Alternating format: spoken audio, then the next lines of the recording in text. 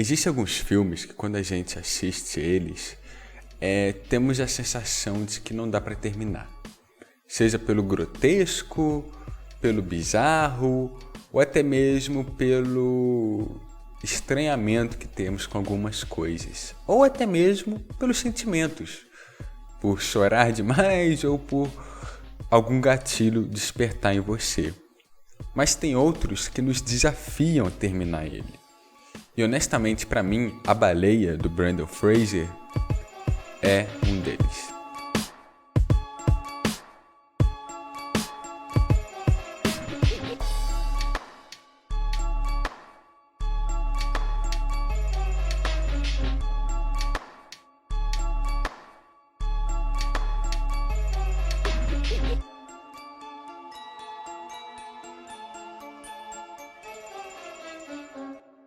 Olá, meu nome é Celdo, sejam bem-vindos de volta aqui ao canal Quando Decidi Pensar. Esse é o Pensar Rápido, um quadro onde eu falo sobre alguma coisa que está em alta ou trago alguma coisa para comentar com vocês de maneira rápida, sucinta, ou pelo menos eu espero que eu consiga fazer isso.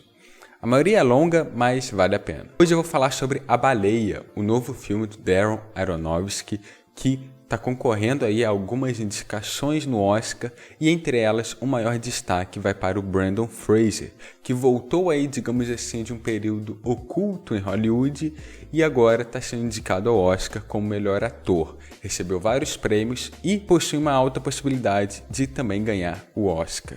Vamos ver aí se isso vai realmente rolar. Mas antes de começar o vídeo, já queria pedir para você, se possível, curtir aqui o vídeo, ativar o sininho de notificações para não perder nenhuma novidade, se inscrever no canal e também, é claro, visitar nossas redes sociais. Temos críticas no nosso site, muitas notícias no Instagram e entre outros. Então vale a pena dar uma conferida, assim também como os cards aqui que estão aparecendo durante o vídeo e você pode conferir aí outros conteúdos aqui do nosso canal. Esse vídeo terá alguns spoilers leves, então não se preocupe, não irei falar sobre o final do filme, nem mesmo sobre alguns plots que tem nele.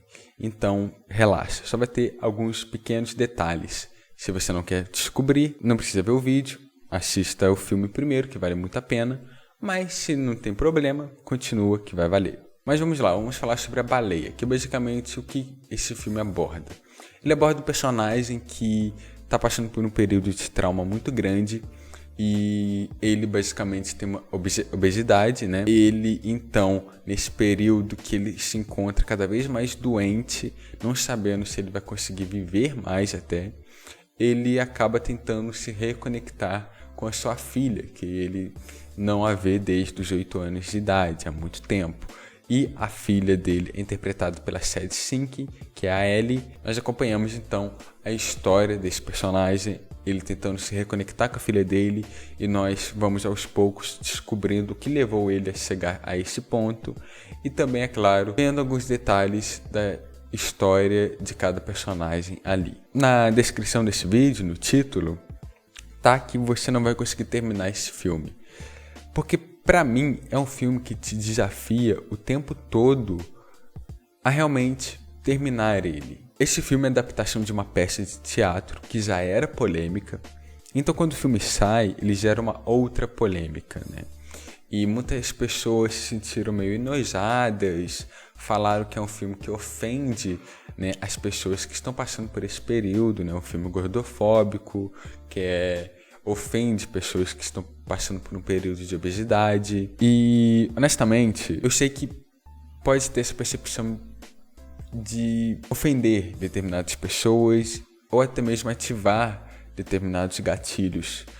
Entretanto, eu acho ele um filme, em várias maneiras, necessário no quesito da percepção que algumas pessoas não têm sobre esse problema. Porque, vamos pegar, por exemplo, a questão da alimentação, que muitas das vezes é algo feito como chacota ou piada para alguns filmes de comédia que abordam sobre pessoas obesas. Vamos pegar, por exemplo, um filme que todo mundo conhece, O Professor Aloprado, né? Que é um filme aí do Ed Murphy, que conta a história de um professor que é acima do peso, ele não se dá bem na escola, ele é zoado pelos alunos, então ele encontra uma maneira de fugir que é emagrecendo. E no final do filme eles tentam dar um discurso que não, nós aceitamos você do jeito que é, só que ele é recheado de piadas, né, envolvendo a aparência dele. Tanto é que no próprio segundo filme, bem, as piadas só pioram. Eu vi esse filme por causa que passava na Record, tá bom? Eu não tive muita escolha sentado ao lado do meu pai vendo essas coisas e ao lado da minha mãe também, então é isso. E, enfim, aborda esse tipo de coisa. Já em The Whale, na baleia, ele aborda uma questão que para mim é muito intensa, que é a perspectiva da pessoa quando ela está se alimentando. E a direção do Darren Aronofsky, a trilha sonora, manda muito bem nesse ponto, porque quando as pessoas estão falando com ele e ele está se alimentando, parece que ele está em outra realidade, parece que ele não está percebendo as coisas à sua volta. Tanto é que tem uma cena que ele passa mal, ele começa a engasgar, porque ele realmente, assim, só quer terminar de comer aquilo. Aquilo é um alívio para ele, porque ele consegue fugir dos problemas que o perseguem. Então, esses momentos me fizeram, ao mesmo tempo, olhar para aquilo de uma forma estranha, sabe? Gera uma estranheza, mas ao mesmo tempo cria um sentido por que daquilo está ocorrendo, sabe? A percepção que é construída em volta dele é muito boa, sabe? Uma das coisas que o filme aborda é o livro da Moby Dick, né? Que durante todo o filme, o personagem do Brendan Fraser, ele lê um resumo, um texto, analisando o livro Moby Dick.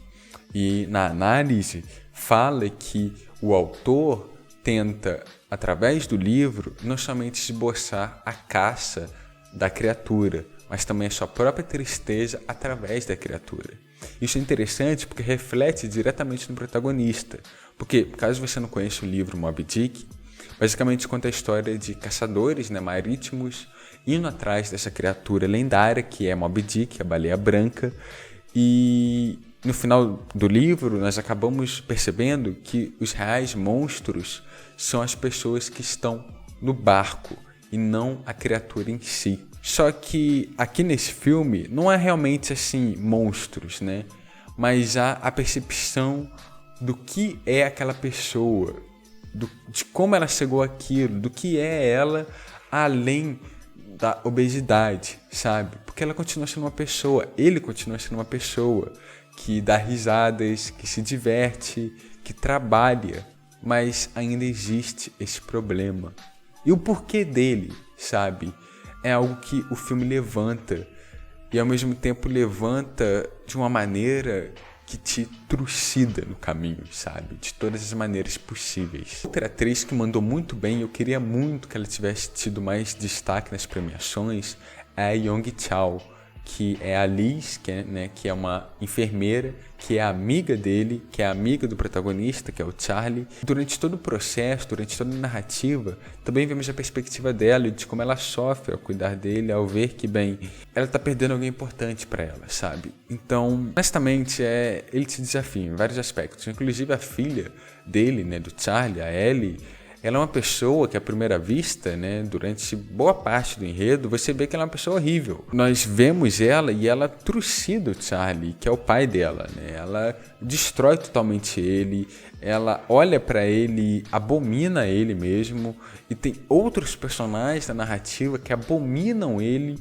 e que veem ele realmente como uma doença, como algo que não tem salvação. Até mesmo a questão religiosa, né, da salvação através da perspectiva religiosa é questionada nesse filme, se de fato é uma salvação que é pregada porque eles querem realmente salvar alguém ou porque eles querem se salvar, sabe? Então tem esses pontos de vista que são muito interessantes.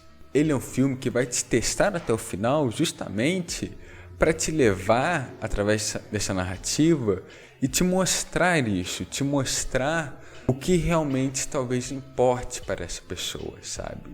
E que talvez devemos ouvir ela. O final do filme é um final que ele te leva lá em cima e você não sabe muito bem se foi um final feliz ou triste. Você fica meio ambíguo em relação a isso. Mas ao mesmo tempo te faz pensar muito sobre as pessoas que importam para você, as relações que são criadas através dela. e que de fato talvez essa salvação que é pregada não está nem mesmo em Deus, mas nas pessoas que estão na sua volta, sabe? Então foi um filme que eu saí do cinema pensando, eu chorei no banheiro do shopping, ele me trucidou, acabou comigo. E a direção é surreal do Darren Aronofsky, é um filme que se passa todo, praticamente, né, todo em somente uma casa pequena de 5 cômodos, né, americana, né? Um outro cenário que vemos fora da casa, mas tirando isso, se passa totalmente ali. Então, olha, ele é um desafio, não só para a gente, mas também para as pessoas que estavam envolvidas no filme, né? Direção, fotografia, roteiro, atuação. Então, vale a pena ver, vale a pena conferir. Porque, olha, Brendan Fraser voltou com tudo. E eu acho que ele queria passar algo ao fazer este filme. E que devemos sentar e, bem, ouvir e assistir.